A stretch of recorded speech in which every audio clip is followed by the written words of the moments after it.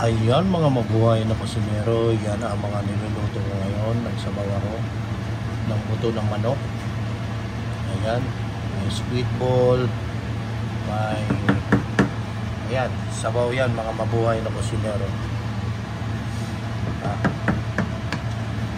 Yan lang ang ginagawa ni mabuhay na kusinero, magluto at mag-vlog.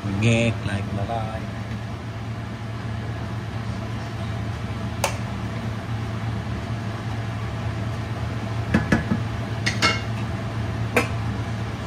Lang simple lang yan mga mabuhay na kusinero.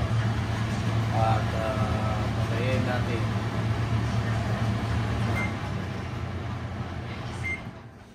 Yan lang mga mabuhay na kusinero. Luto lang tayo para ulam.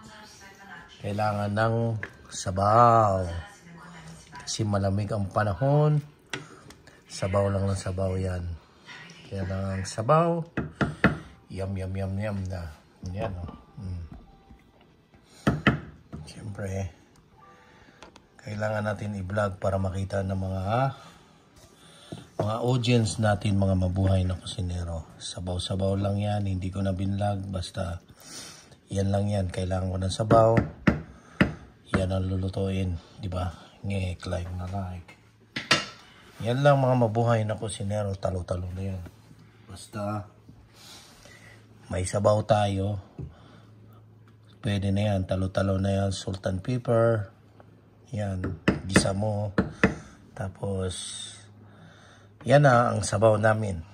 Sabaw ng isang linggo. Ngek, like na like. Diba? Yan lang yung mga mabuhay na kusinero. Basta, may ulam. Panalo. Ngek, like na like. Diba? Ulam na yan mga mabuhay na kusinero. Yung asawa ko, sila na magtimpla niyan kung anong gusto nila. Basta yan ay wala namang yung manghang.